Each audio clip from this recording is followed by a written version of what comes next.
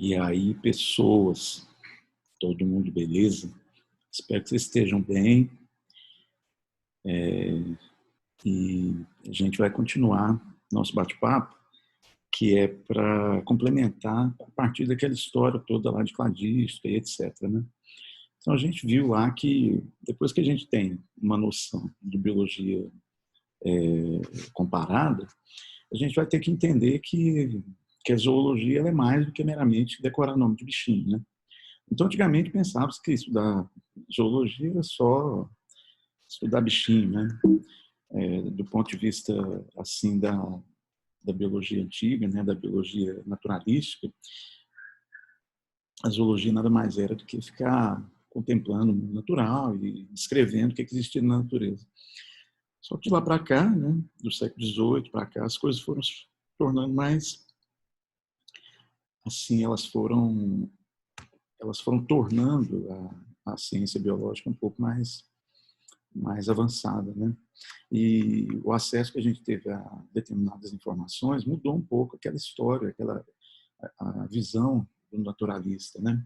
Porque os programas de televisão passam a impressão de que, né, os aventureiros e tal, muita gente inclusive quis fazer biologia porque achava que estudar biologia era ser naturalista, era ir para o mato, ir para o campo, e realmente é, né? Mas não é só isso, né? Grandes trabalhos são feitos hoje em zoologia, publicados nas melhores revistas do mundo, utilizando somente dados, né? Dados teóricos, dados ecológicos, dados evolutivos, dados comportamentais, e não necessariamente você tem que ir lá pegar e ver o bicho, né? Mas tem que saber informações para poder formular hipóteses e discutir coisas relacionadas com a biologia daquele grupo que você está estudando, né? Ou de vários grupos. Então, a zoologia moderna, ela agregou uma série de coisas, né? Ela agregou a visão genética, a visão evolutiva e tudo mais, né? Então, hoje nós temos uma visão mais ampla da própria estudo da zoologia, né? A gente vai ver que a, o estudo zoológico, ele ele pode ser subdividido em várias áreas, né? A zoologia evolutiva, né? Vai se preocupar com os padrões evolutivos dos grupos. A zoologia sistemática, que as pessoas identificam com mais facilidade, porque é aquela zoologia de classificar, que usava durante um bom tempo a classificação lineana, que a gente já discutiu sobre ela e etc. E hoje agregou a sistemática, inclusive a parte da cladística, né? A gente tem que ter uma noção de que faz parte da própria estrutura do estudo animal. A zoologia do ponto de vista ecológico, né, que estuda a história de vida das espécies, as comunidades, a estrutura das populações e tenta entender como é que essas espécies estão adaptadas nos seus devidos nichos, nos seus ecossistemas específicos. E a zoologia biogeográfica, né, que a gente poderia chamar de a zoologia que estuda a zoogeografia. O que seria isso? A forma como os grupos de animais estão distribuídos, né? Existem grupos de animais que a gente vai estudar que ocorrem em alguns ambientes, não ocorrem em outros, ocorrem em alguns continentes, mas não ocorrem em outros continentes. Por que isso ocorre? Quais são os fatores que afetam isso? De maneira que a gente não vai encontrar a mesma distribuição de todas as comunidades, todas as populações, espécies de animais em todos os lugares. Isso só vai ser possível de compreender a gente fazendo uma abordagem mais biogeográfica da zoologia, né? Tudo bem? Então, nós temos que ter essa noção mais ampla, né, da zoologia de maneira geral. A gente vai ver que a zoologia mais moderna, então, ela tem como intuito entender os padrões de diversidade, não é só saber como é que o bichinho é, ou como é que o organismo funciona, a fisiologia dele, é claro que a gente tem que saber isso, é claro que a gente tem que saber como que o organismo é e como é que ele está adaptado no ambiente onde ele está, mas nós temos que saber os padrões de distribuição, né, os padrões biogeográficos, os padrões evolutivos, como eu já comentei. A gente tem que entender um pouco os mananciais genéticos, né, a estrutura genética do grupo e o que isso representa dentro do conhecimento genético geral que a gente tem. Existem espécies que são de grande valor de estudo genético, né, porque podem ser comparadas com outras entre espécies diferentes e com a nossa própria espécie, o que leva a ter uma importância também nas relações com os humanos, né? Isso é muito importante, certo? Então nós temos que ter uma noção de que a zoologia moderna é um pouco mais ampla, né? Mas, no final das contas, quando a gente está falando de zoologia, nós estamos estudando quem? São os bichinhos mesmo, né? Estudar os grupos de animais. Todo mundo se lembra aí que a gente tem a divisão dos reinos, né? E um dos grandes reinos, aquele que agrega, na verdade, a maior biodiversidade, né? A maior quantidade de espécies dentre todos os grupos animais é o reino que antigamente a gente chamava de animalia. Ainda se usa o termo animalia, mas existe uma denominação também mais recente que é metazoa, né? Por isso que a gente costuma chamar também os animais de metazoários. Então, o reino animal, ele vai agregar aí todas as formas de vida e todos os bichinhos que a gente vai estudar, certo? Então, a partir de agora, a gente foca especificamente no reino animal. Só que, se a gente realmente vai entender a zoologia de maneira mais ampla, a gente tem que entender que estudar os grupos animais não é basicamente estudar somente a descrição deles. Nós temos que entender que, quantos grupos animais, existem mais de 30 filos, né? Quando a gente fala do reino, a gente pegar como referência a estrutura lineana, a gente vai ter que as categorias principais são reino, filo, classe, ordem, família, gênero e as espécies. Depois, os reinos estão subdivididos em grandes grupos, que são os filos. A gente tem mais de 30 filos, né, de animais que já foram descritos, que a gente poderia concentrar em pelo menos 9 filos básicos principais, que todo mundo que, mesmo no nível de ensino médio, já teve noção da existência desses filos, né? Vamos lembrar deles aqui. Faz um esforço, vamos lembrar juntos. O filo dos poríferos, que são as esponjas. O filo dos quinidários, onde a gente tem as hidras, os corais, né, as águas-vivas. O filo dos plateumintos, que são os vermes achatados. O filo dos nematóides, que são os vermes de corpo cilíndrico. O filo dos moluscos, né, onde a gente encontra os gastrópodes, as lulas e polvos, etc. O filo dos anelídeos, onde a gente encontra as minhocas, né, e os parentes das minhocas, tais como as sanguessugas e os poliquetas. O filo dos artrópodes, que é importante para nós porque tem a maior biodiversidade do planeta, mais de 1 milhão de espécies são só insetos. O filo dos equinodermes, né, ou equinodermos, tanto faz, e o filo dos cordados, que a gente se identifica diretamente com ele pelo fato de ser o nosso próprio filo. Né? Então, muita gente durante muito tempo achou que estudar zoologia era decorar o nome desses filos, né? E pronto, decorei o nome dos filos, já sei a estrutura, já sei a base da zoologia. Na verdade, não é bem assim, né? A gente vai ver que a zoologia geral ela tem uma outra forma de analisar essa distribuição, né, desses grupos. Eu não falei uma ordem porque foi a ordem que eu decorei na minha mente. Na verdade, eu tenho na minha mente uma ordem de relação histórica, ou seja, de relação evolutiva entre os grupos. Não é por acaso que cada grupo desse está colocado na posição em que eu falei. E aí isso facilita muito para nós, como alunos que estão querendo entender o mundo animal, se a gente entender quais são as relações entre esses grupos, né? Só que para eu construir um esquema no qual eu possa demonstrar por que um grupo está colocado na frente do outro, ou em que posição comparativa, né?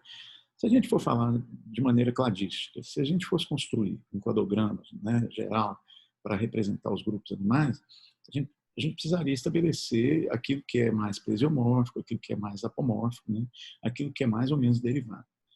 Existem N características possíveis que a gente pode usar, mas existem 3 critérios básicos que, se uma pessoa tiver noção, pelo menos, desses critérios básicos, já seria suficiente para ela começar a entender a relação comparativa entre os grupos de animais, né? O primeiro critério é um critério que todo mundo já ouviu falar, é o critério que nós chamamos de número de folhetos embrionários. O que é isso? Todo embriãozinho, quando começa, ele é uma pequena célula que ela começa a se multiplicar, depois ela constrói uma estrutura, né, onde ela vai dar origem a tecidos muito básicos, e esses tecidos básicos que vão dar origem a estruturas lá no animal adulto, nós chamamos de folhetos embrionários. A gente vai observar que os primeiros grupos animais a apresentarem tecidos básicos, né, que a gente denomina como folhetos embrionários, eles eram tão simples que eles tinham uma estrutura que ela produzia 2 tecidos, um tecido externo e um tecido interno. Peraí, mas é possível um animal existir com tecido interno, somente um revestimento, assim, uma pelezinha externa, uma pelezinha interna, e só isso? Sim, nós vamos descobrir que sim, né? A gente vai lembrar dos poríferos, por exemplo, e dos quinidários, que são organismos extremamente simples, né? Os poríferos são tão simples, mas tão simples, por exemplo, que sequer a gente pode dizer que os tecidos são verdadeiros, né? Mas são constituídos de dois conjuntinhos de células, né? Os animais mais antigos, né? E que a gente vai ver que os poríferos sequer chegam nesse nível, né? Mas os animais mais antigos que os cientistas descobriram que tinham tecidos verdadeiros, eles tinham só dois. Um tecido externo, que foi chamado de ectodermo, e um tecido interno, chamado de endodermo, né? Essa estrutura acabou produzindo uma denominação que foi chamada de diblástico. Os animais diblásticos, eles têm a estrutura mais básica possível de tecidos, né? Tecidos verdadeiros. A gente vai ver daqui a pouco que os poríferos sequer são classificáveis, né? Através desse critério, porque os tecidos sequer são considerados verdadeiros. Mas os primeiros grupos animais que tiveram tecidos só tinham dois, por isso serem chamados de blásticos. Durante muito tempo devem ter existido espécies que só tinham essa estrutura. E mutações e variações genéticas nesses tecidos devem ter acumulado estrutura de variação a ponto de produzir uma novidade. Essa novidade foi um terceiro tecido. Mas aí alguém vai dizer assim, peraí, professor, mas se os bichinhos só tinham dois tecidos, eles comiam? Sim. Eles respiravam? Sim. Eles se reproduziam? Sim. Basicamente, tudo que a gente faz do ponto de vista fisiológico, eles faziam, somente com dois tecidos. Tá, mas então eles tinham órgãos? Não. Eles não tinham órgãos e nem sistemas. Como é que eles faziam? Conforme a gente se aprofundar na estrutura dos animais, você vai entender que faziam através de uma fisiologia extremamente simples, no nível dos tecidos e das próprias células, né? Mas, conforme essas variações se acumularam, começaram a se originar espécies com um terceiro tecido. E essa foi a grande novidade. Uma apomorfia é uma novidade que começa a se estabelecer a partir de uma linhagem. E ela, a partir desse momento, estabelece um parâmetro a partir do qual os próximos grupos começam a evoluir, né? E, em algum momento na história animal, começaram a se originar espécies a partir de grupos de blásticos com três folhetos. Esse terceiro folheto se chamou mesodermo. E a mesoderme foi uma das grandes revoluções na estrutura animal. Por quê? Porque possibilitou que dobras internas, que espaços internos começassem a se formar. E esses espaços, acumulando novos tipos de estrutura, acumulando substâncias, compartimentalizando reações químicas, deram origem ao que nós chamamos de órgãos, né? Então, os órgãos, e por consequência o conjunto desses órgãos que nós chamamos de sistemas, começaram a se originar a partir de quando? A partir da origem do terceiro folheto embrionário. Então, só foi a partir da origem dos animais triblásticos que se originaram os primeiros órgãos e sistemas, né, nos grupos de animais. Então, a partir de um determinado momento, uma estrutura que era tão simples, que não tinha nem tecidos verdadeiros, possibilitou a origem de uma estrutura com tecidos verdadeiros básicos, muito simples, de blásticos. E, posteriormente, grupos que se agregaram a essa variação, tendo três folhetos embrionários, que são quem? A ectoderme, endoderme e a mesoderme. Esses grupos foram chamados triblásticos. Tá, mas para quê? E qual que é a vantagem disso? Né? Quem que é melhor? Ser de blástico ou ser triblástico? Nenhum dos dois. Como todo mundo já entendeu na estrutura de uma classificação cladística, não é nem melhor nem pior ser de blástico ou triblástico. Só é diferente no tempo. A característica triblástica é mais derivada do que a característica de blástica. Por isso que a gente vai dizer que os animais que são triblásticos são mais derivados do que os animais que são de blásticos, certo? Isso acabou criando para nós um parâmetro de comparação, né? Se nós temos duas linhagens, dois grupos de organismos, um é de blástico, outro é triblástico, a gente vai entender que os grupos de blásticos se originaram antes e os triblásticos se originaram depois, certo? Beleza. Então a gente já tem um parâmetro de comparação do que é mais ou menos derivado. Um outro critério que a gente usa bastante é o critério do desenvolvimento do blastóporo. Nas aulas de embriologia, vocês lembram que o blastóporo, quando o embrião, e já imaginando um embrião, né, onde a gente já tem órgãos, já tem sistemas, quando ele está se formando, ele se dobra e dá origem a um orifício, né? Essa abertura é que vai originar a estrutura do próprio sistema digestório. Essa abertura inicial que todo embrião vai ter, que vai ter sistema digestório, ela vai ser chamada de blastóporo. Então, o blastóporo, então a gente poderia dizer que um animal que tem sistema digestório, então imagine, nós já estamos falando de organismos que são triblásticos, que têm já uma estrutura onde você tem órgãos e sistemas. Esse embrião, quando começa a desenvolver, ele vai formar inicialmente uma abertura e ao longo do seu desenvolvimento ele produz uma segunda abertura. Essa primeira abertura estará numa das extremidades e a outra abertura na outra extremidade. Ah, tá. Se é o sistema digestório, uma abertura é a boca e a outra abertura será o ânus.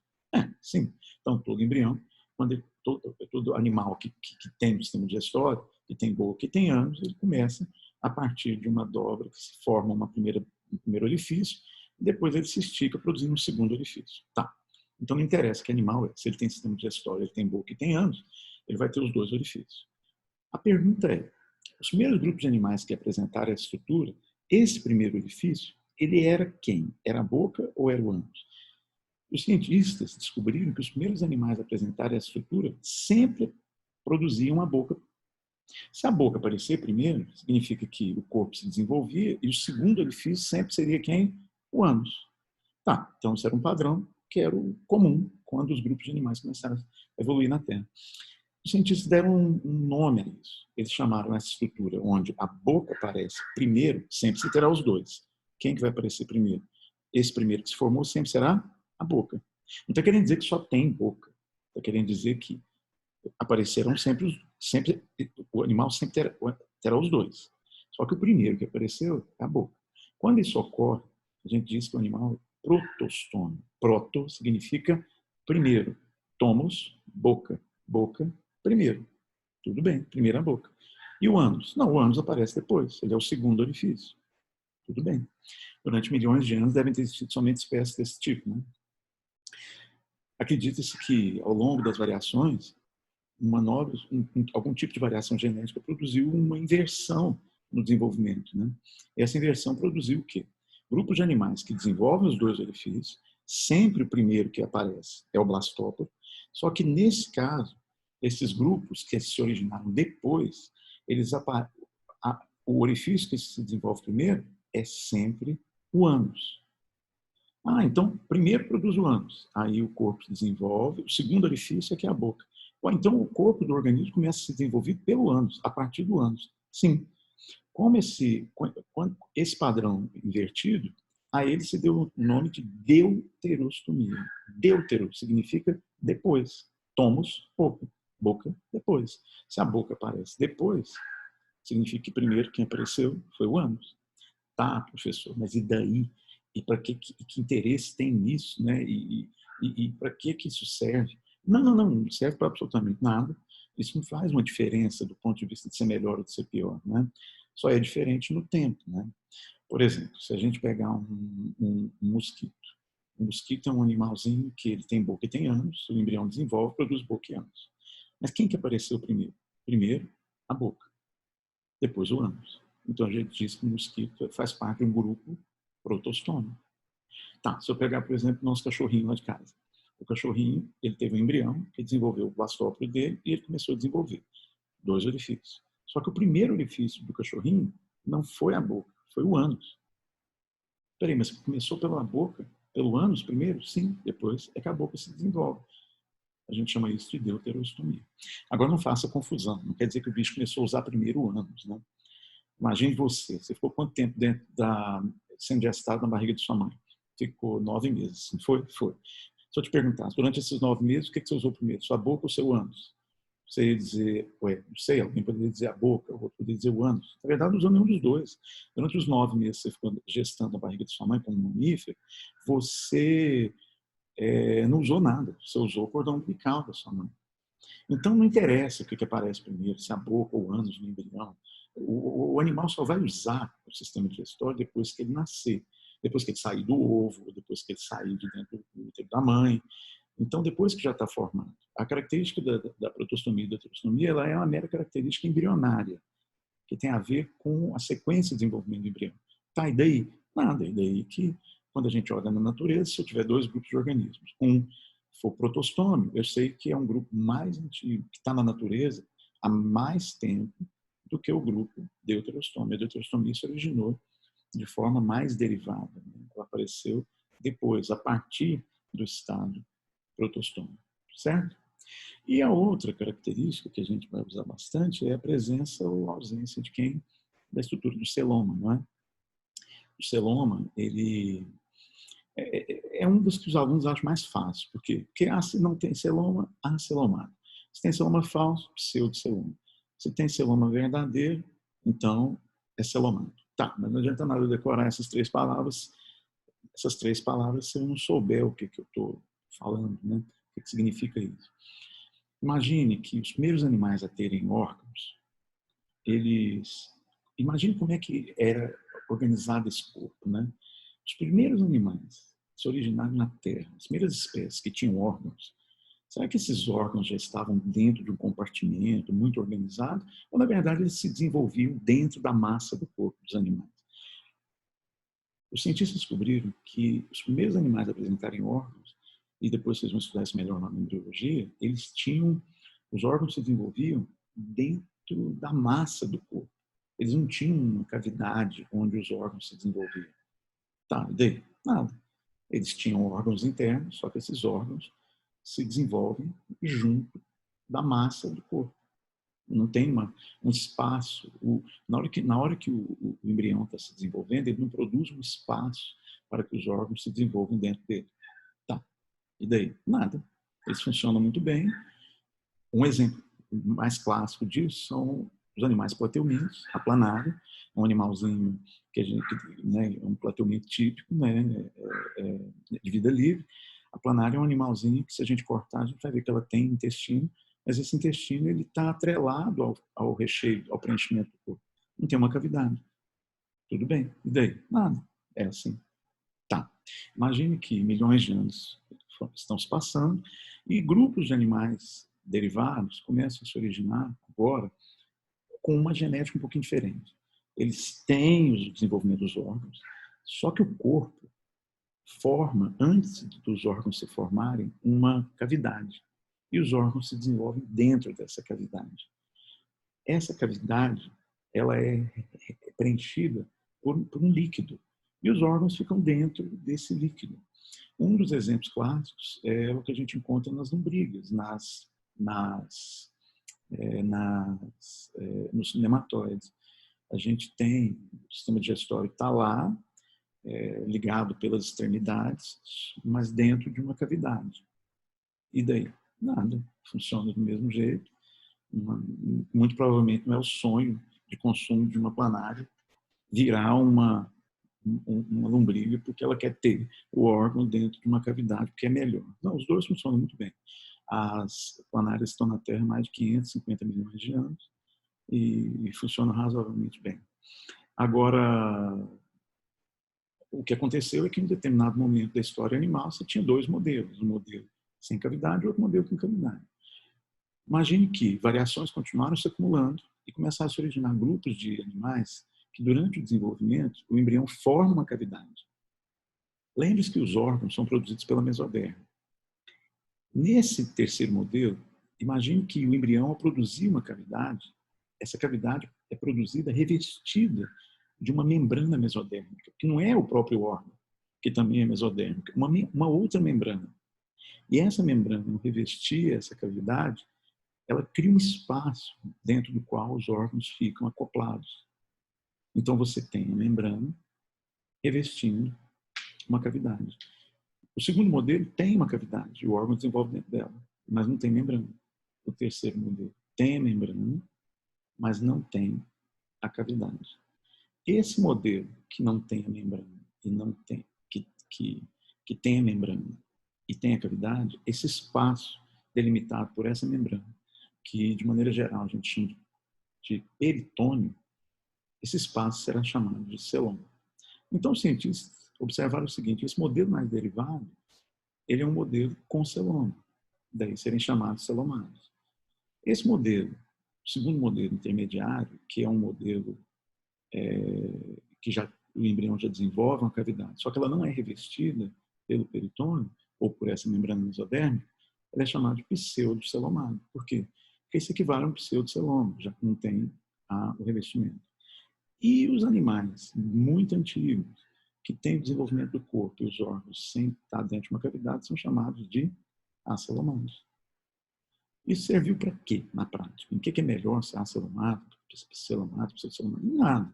Mas isso permitiu que a gente tivesse um parâmetro de comparação entre os grupos. Se eu tenho grupos que são acelomados, eles serão menos derivados se comparados com os celomados. Um grupo pseudocelomado, ele ocorrerá de forma mais derivada do que um acelomado e menos derivado do que um celomado. Então, com esses parâmetros, a gente seria capaz de construir uma estrutura que permitiria a gente entender as relações básicas entre os grupos animais. E essa estrutura seria algo semelhante a isso aqui, ó, né? A gente imagina que um aluno ele teria condições de entender isso. Veja, nós estamos mostrando ali todos os grupos. Né?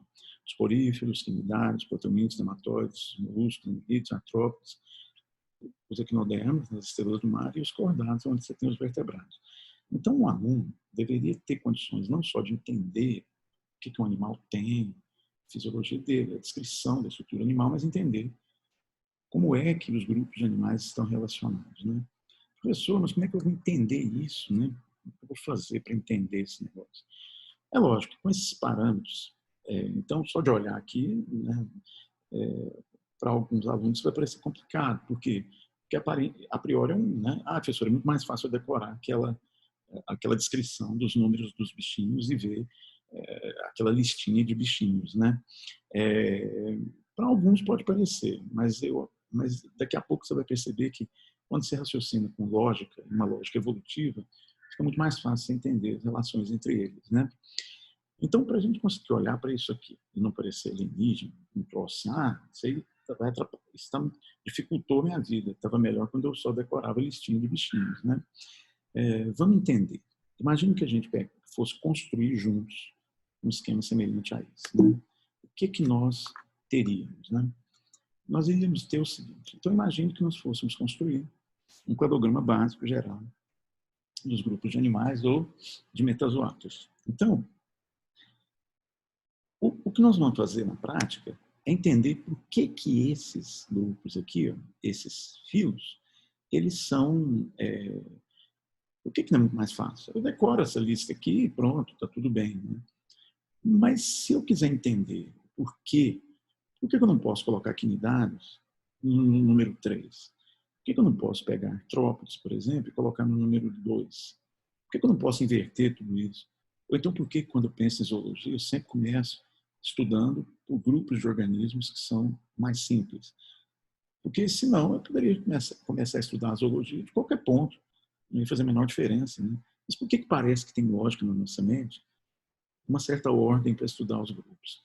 Então, para entender isso, nós teríamos que construir o nosso cladograma geral. E esse cladograma geral, ele vai te mostrar que não é casual essa ordem. Essa ordem ela só ocorre por quê? Porque existe uma justificativa evolutiva para a posição de cada grupo. Né? Então, a gente vai observar, por exemplo, por que a gente sempre começa a estudar a zoologia pelos poríferos? Né? Isso não é casual, porque os poríferos são animais que, na verdade, a gente meio que quase que deixa eles fazerem parte do grupo animal. Né? É um fio que a zoologia gastou tempo para poder aceitar e realmente admitir que teria que ser colocado junto com os grupos animais. Né? Porque eles são extremamente simples. Eles são tão simples que eles têm, talvez, a estrutura plesiomórfica mais básica que a gente vai ver nos animais. Lembra que plesiomorfia é uma característica menos derivada, mais antiga. Né? E, especificamente, quem? Eles não têm nem tecidos verdadeiros. Né? Esses animais são tão básicos e simples que os conjuntos de tecidos que eles têm, eles sequer são considerados folhetos embrionários. É como se uma esponja fosse uma colônia de células conjugada e que, por alguns fatores específicos, permanece sempre junto e atua como se fosse um organismo. E isso é tão verdade que para que eles pudessem fazer parte do grupo dos animais, eles são tão diferentes e tão primitivos que os cientistas resolveram criar um sub-reino. Esse sub-reino foi chamado de Parazoa. Daí a gente dizer que eles são parazoários. Por comparação, todos os outros filhos seriam eumetazoários, né? Que seriam filhos de animais propriamente ditos. Mas, de qualquer maneira, a gente deixa as esponjas acreditarem que elas são animais, né? Por quê? Porque elas têm algumas propriedades e características que são típicas dos animais, né? Uma delas está ligada a uma cola animal, né, específica, que é o colágeno, que é um tipo de estrutura de molécula que é típica dos grupos animais e que é encontrado na estrutura das esponjas. Então, esses animais acabaram ficando dentro dos animais, dos metazoários, né? Entretanto, são parazoários, né? Agora a gente vai ver que, conforme as variações foram aumentando ao longo da história da vida animal, e esses grupos, tais como os poríferos, os ancestrais desses grupos têm mais de 700 milhões de anos, começaram a se originar novas variações. E uma delas foi exatamente a presença de tecido verdadeiro, de embriões que produzem uma estrutura de tecido verdadeiro. Especificamente quem? A presença de ectoderme e a presença de uma endoderme. E isso acabou produzindo uma apomorfia, uma novidade. Mas uma novidade muito restrita. Por quê? Porque a gente vai descobrir que somente um grupo desses básicos principais que a gente estuda é que tem essa característica, que é o fato de serem o quê? Diblásticos. Então, na verdade, desses grupos básicos, desses 9 fios principais que a gente vai estudar, o único grupo que tem uma estrutura tão simples, que é constituído por 2 conjuntos de tecidos, é o que a gente vai ver, por exemplo, numa hidra, né?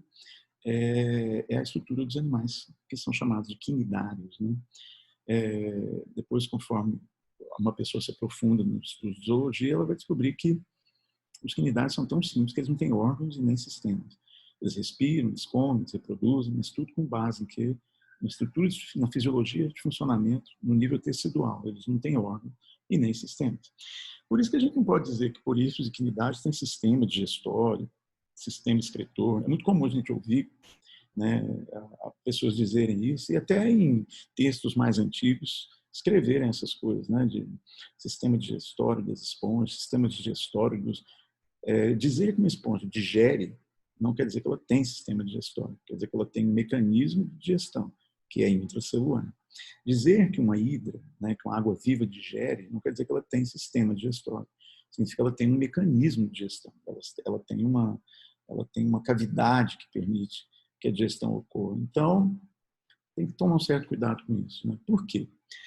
Porque o que a gente vai ver é que a terceira grande apomorfia, ela marca um divisor de águas dentro da história animal, né? Que foi exatamente a origem do terceiro folheto embrionário, que é a mesoderma. Então, a partir daqui, é que os grupos animais vão começar realmente a apresentar órgãos e tecidos. Então, é por isso que a gente começa a usar a denominação de forma mais cientificamente correta, de presença de sistema digestório, sistema excretor e o sistema de maneira geral, a partir desse filo, que é o filo 3, que é o filo associado com os grupos de vermes, né? E é a partir daqui que todos os grupos de vermes serão chamados de quê? De triblásticos. Então, todos os animais daqui para frente serão chamados de triblásticos, né?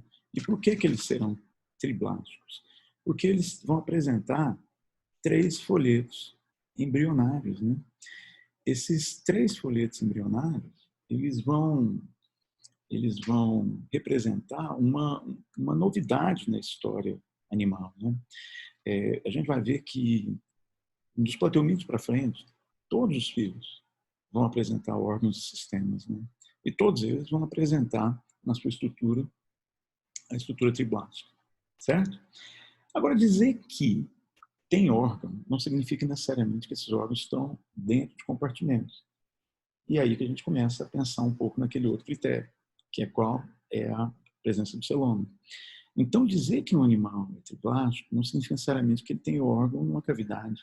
E os primeiros grupos animais triplásticos, né, o primeiro grupo que deu origem à estrutura dos órgãos, dos tecidos, tais como as planárias, né, representantes plateumintos, eles são peculiares por quê? Porque, ao mesmo tempo, representam o único grupo desses todos que a gente vai estudar que tem órgão, mas não tem cavidade. daí eles serem denominados como acelomados. Então, é muito comum a gente ver pessoas também em listas de zoologia, principalmente no ensino médio, colocando assim listagens para o aluno decorar. E aí coloca lá assim, animais acelomados, ou seja, acelomado é que não tem celoma. Então porífero, quinidário, e etc. Não, não é isso. Celomado não quer dizer que não é que não tem celoma. Celomado significa dizer que tem órgão, ou seja, nós estamos falando de animais triblásticos. Por isso que a gente poderia dizer que nem porífero nem quinidário seriam classificados desse jeito. Mas que tem órgãos numa estrutura que não tem cavidade. O único grupo que a gente vai estudar desses grupos básicos são os plateumidos, as planárias, né, de maneira geral. A gente vai ver que, conforme as variações foram aumentando, novas apomorfias se originaram. E uma delas foi quem? Foi justamente a presença de uma cavidade. E essa cavidade inaugurou uma nova estrutura animal, né? O primeiro grupo que a gente vai ver que tem isso é o grupo dos nematóides, que, de certa forma, dentro da zoologia também é um certo divisor de águas. Né? Por quê? Porque é o único grupo que nós vamos estudar que tem órgãos, e esses órgãos estão dentro de uma cavidade que não é revestida. Né? Então, é muito fácil a gente identificar, dentro da estrutura zoológica, os grupos acelomados. Só tem um grupo principal, os plateumintos, os vermes achatados, e é o grupo da planária. E só tem um grupo que a gente vai estudar, né? Principalmente no nível de ensino médio, que é constituído por animais que têm a cavidade, mas não têm revestimento, que são pseudocelomados, que é o grupo dos nematóides. Por exemplo, as lombrigas são os bichos atuais descendentes dessa linhagem. Né? Então, a gente vai ver que esses grupos de vermes foram muito importantes, não só porque causam doença, ou porque têm uma relação com o homem, porque são parasitas, mas porque eles representam, dentro da estrutura animal, dois grupos que inauguraram novidades muito importantes, que abriram caminho para a terceira variação muito importante, que foi, agora sim, a presença da estrutura celomática. Né?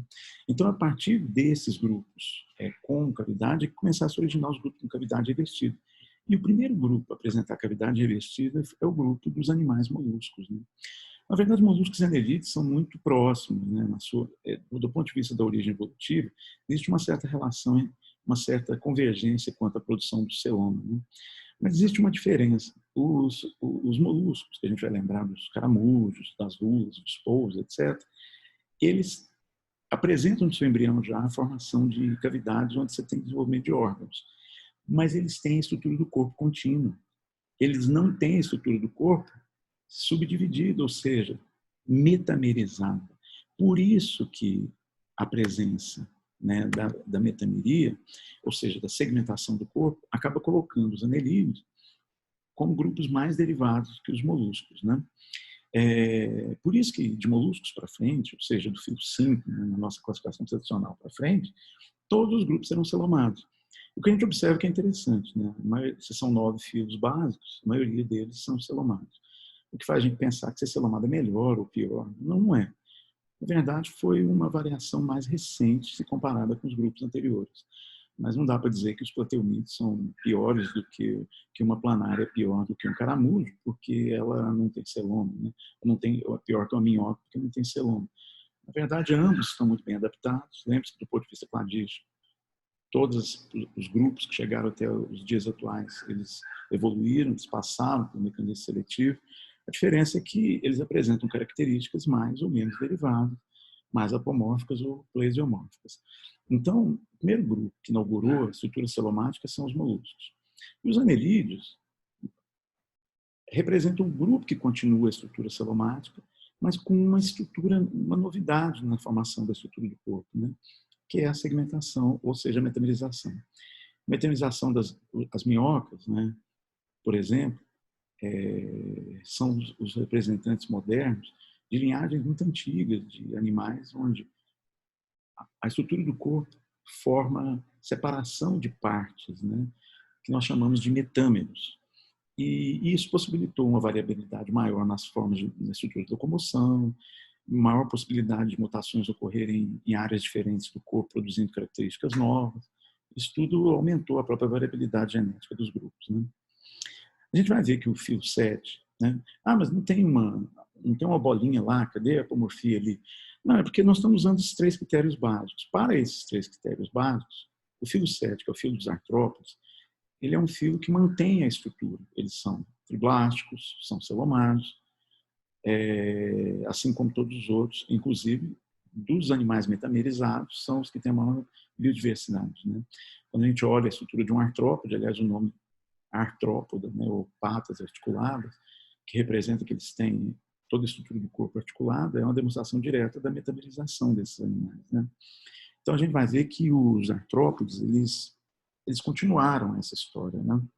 E continuaram, inclusive, no terceiro critério, que até agora a gente... Peraí, professor, mas você está esquecendo de usar a protostomia, não está, não? É porque é o seguinte, desde que os grupos animais começaram a produzir órgãos, a gente não sabe exatamente os grupos ancestrais a que estão ligados os primeiros grupos de vermes. Mas a partir do momento que esses grupos de vermes têm órgãos e sistemas, e se eles já apresentavam sistema digestório, a gente vai lembrar que os cientistas observaram que os primeiros grupos a apresentar sistema digestório sempre se desenvolve a boca. Né? Por isso que a gente assume que desde as primeiras origens dos órgãos, a estrutura dos animais tende a ser protostômia. Né? E ela continuou sendo protostômia durante a maior parte da evolução animal, né? Até quando começam a se originar animais com a última grande apomorfia que a gente vai ver na história animal, né?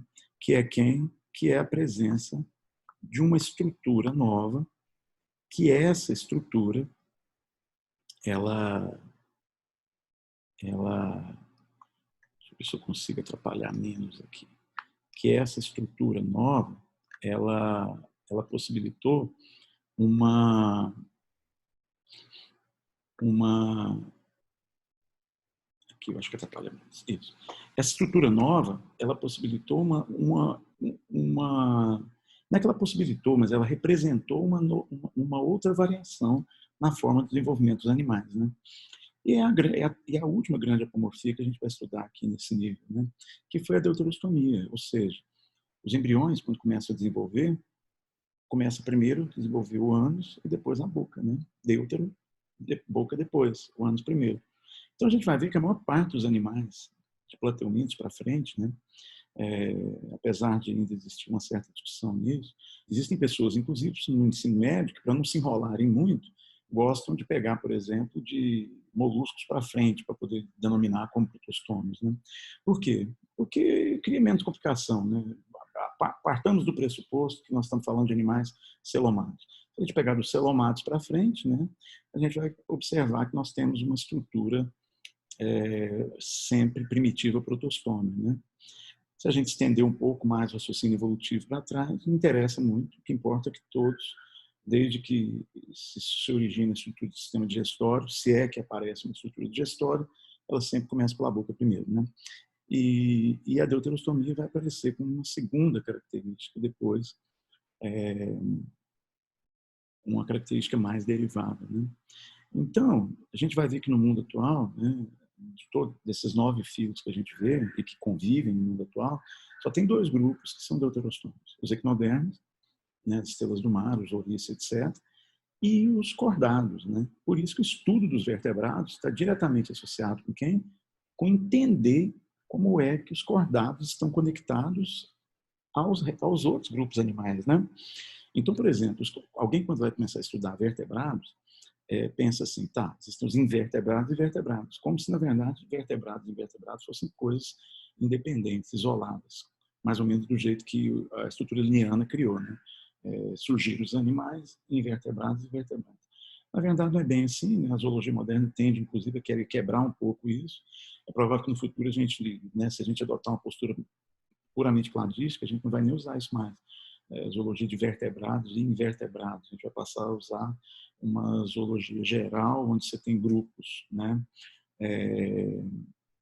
caracterizados por esses critérios que nós estamos estudando, e os grupos deuterostômios serão quem? Serão equinodermos e cordados, né, que são 2 grupos aparentados, e é mais uma daquelas observações de quem vê cara, não vê DNA. Né? Por mais que eu olhe para uma estrela do mar, eu não acho que uma estrela do mar tem parentesco com uma cobra. Né? Mas por quê? Porque quem vê cara não vê o DNA. Não quero... eu não observo isso de forma clara se eu não observar características evolutivas, né? A não sei que eu analise de forma cladística, né? Mas isso é uma coisa que pode ser discutido num outro momento, né? Então, o importante é que um aluno, quando olha para isso aqui inicialmente, ele acha, mas que tanto de nome, que tanto de coisa, né? Mas na verdade não é. Se a gente pegar nosso raciocínio geral e traçar juntos, como eu fiz aqui, para cada grupo que você for estudar, a primeira coisa que você vai lembrar, você vai colocar esse esquema lá e vai observar. Esse grupo está aqui, por quê? Porque ele é mais ou menos derivado que esse grupo, ele está aqui porque ele tem essa pomorfia ou aquela pomorfia, e assim por diante, certo? Isso aí daria condições, por exemplo, para que um aluno pudesse olhar uma estrutura semelhante a essa, né, sem se assustar e entender que isso revela as relações gerais básicas que a gente vai ver nos grupos animais, certo, pessoas? Isso aí é o mínimo que nós temos que ter como base dentro da zoologia moderna para poder começar a estudar e entender quem são os grupos, sejam eles invertebrados ou sejam eles grupos de animais vertebrados, certo? A partir disso aí, a gente pode agora pensar em estender para entender os grupos independentemente, certo? Então, ó, é isso aí. Um abração, ficou um pouco longo, né? Mas não teria como falar disso se a gente não tivesse feito dessa maneira. Então, um abraço para todo mundo aí e vamos continuando nosso bate-papo zoológico. Um abraço. Tchau.